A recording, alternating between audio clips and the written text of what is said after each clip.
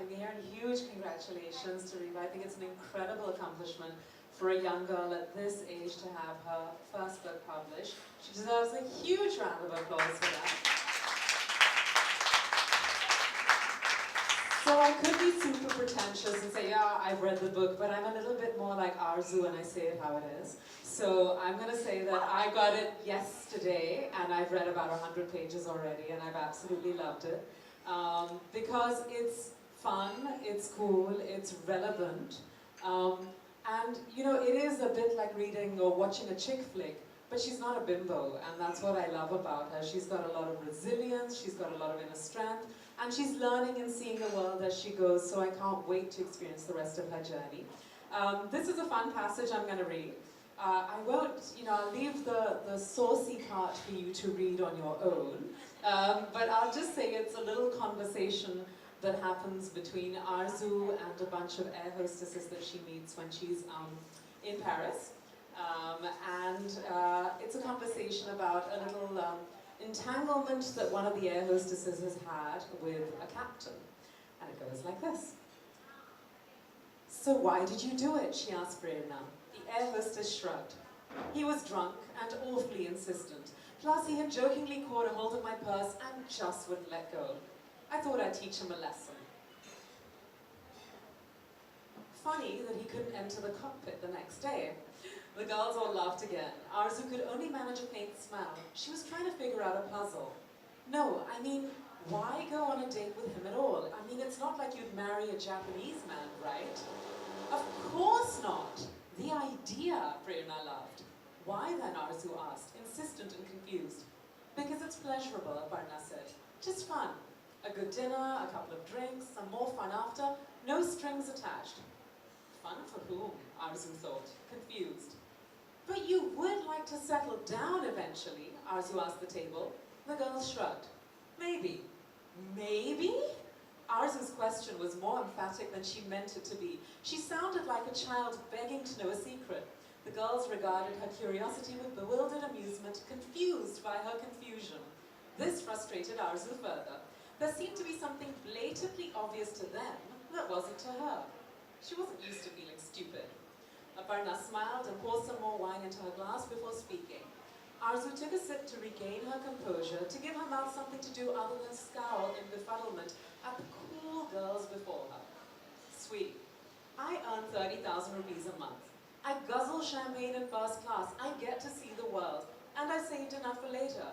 Why give all that up so some man in Lajpat Nagar in Delhi who earns 20,000 rupees can tell me how to spend my money? Aparna asked. The girls around the table were nodding. I'm saving up for a graduate school, Anita said. I want to finish my master's in computer science. Prerna wanted to be a pilot. Tanya wanted to start her own boutique in Bombay. But marriage isn't just about money, Arzu said. Don't you want to be happy? I am happy. But you're not in love. Nope, Aparna said, but I am in control. Huh.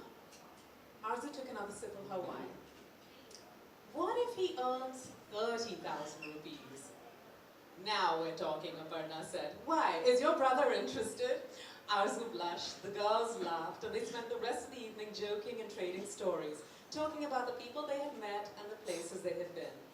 As they chatted and poured and swayed to the music, for a little while, Arzu forgot the heartache that had brought her so far.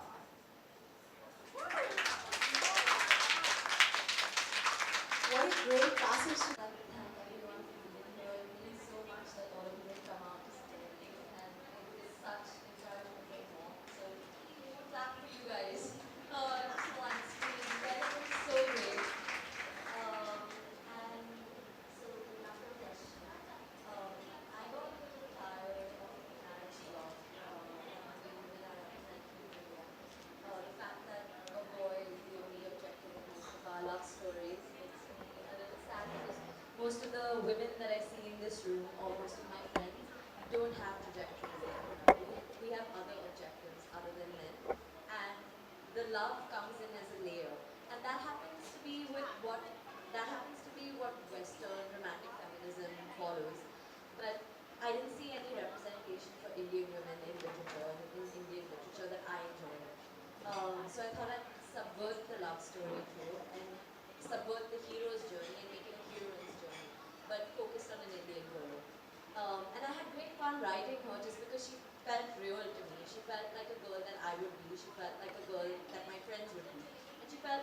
strong women that I know, that I've grown up with.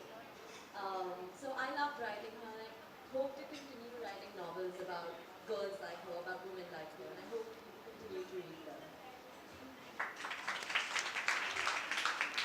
So these themes are also something you've encountered in your life, I'm sure, as an artist, or have you? Do you feel there's any resonance to the entire process that Arzu is going through for you, through your journey? I mean, I kind of think it's incredible that the story is set in 91, 92, because, I mean, these are kind of themes that we're dealing with today in 2021, and she's already talking about it back then. I'm not going to lie, I mean, I was this, believe it or not, a complete geek. I loved studying, and, I was at the LSE, and I thought at, 21 I'd graduate, and I'd probably work, but I also thought I would be married by 24, 25, and my life took a completely different turn.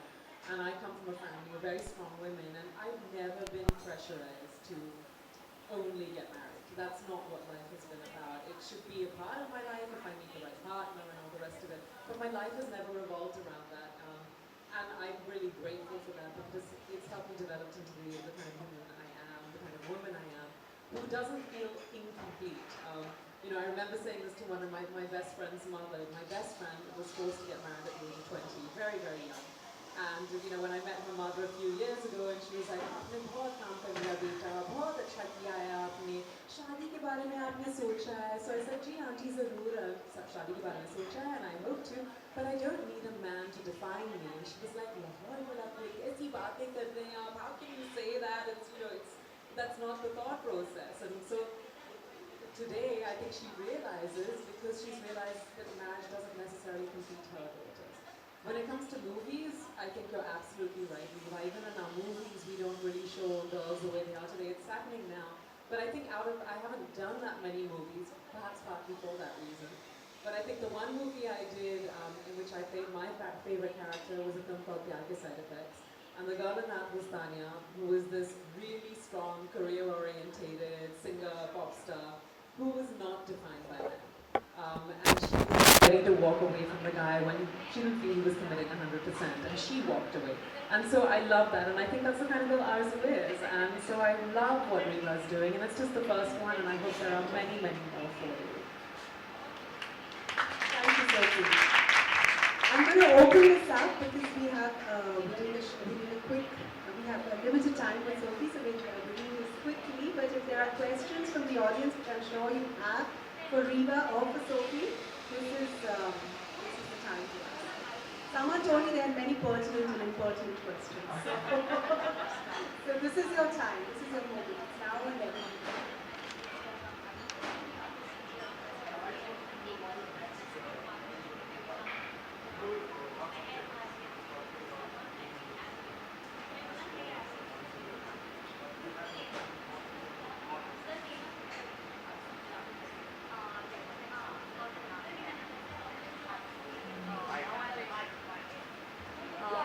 My next novel that's currently being pitched is called The Nani Diaries, and it's sort of the trajectory of two heroines juxtaposed in the 1960s and then one in the 21st century, in 2019 to 2020. And it's actually a little bit personal or autobiographical, because it's my grandmother's story of how she fell in love in the 1960s and how she still rose to be an IAS officer. And the contrast or the irony comes from the fact that a lot of men at that time were more accepting or tolerant or encouraging of women just because it was the breaking point. And the conflict is that the girl in 2020 is not being able to find somebody who is tolerant of her growth. But she does eventually, hopefully. Well, let's see how it goes. But yes, so I hope to keep exploring romantic feminism all through my oeuvre.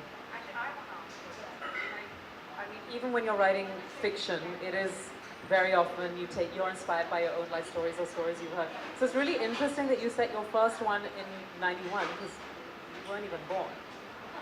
So I'm like, what made you do that? How did you feel so connected to that time, and how did you feel like you had enough knowledge to set it at that time?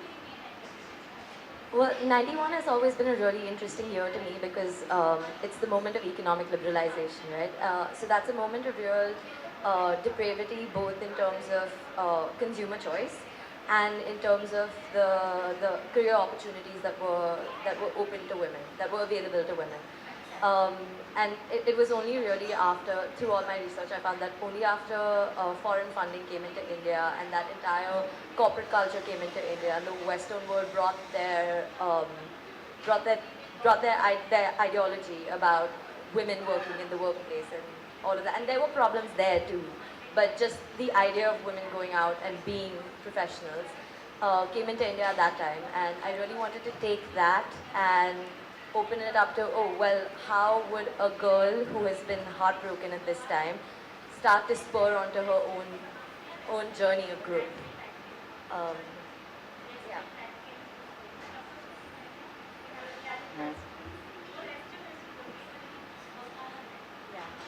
It is well said, and it is, for me, what was interesting in this book was that it was a time of great change in India and a great change within her heart of finding herself.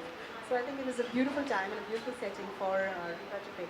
So Arzu Tishani Joshi, who Riva has studied under, has said that Arzu is a classic coming-of-age story transposed with the sparkle of a fairy tale, and the result is a heroine with guts, charm, and real bite. So, Riva, congratulations on your first book, and here's to many, many more. Like I said, after this, the book is available for purchase, and Riva will be here for signing if you want to keep this. We are seeing a great talent here. This is going to develop and become great. Keep your copy from the first signing. It will be a collector's edition. All right. Yeah. Thank you so much, Sophie. Thank you so much for being here with us. Thank you, Riva. And I invite all of you to join us. We're gonna be. We're done with it. Yeah, I'm carrying on. See you. Bye. Got it all, right? Yeah, got it.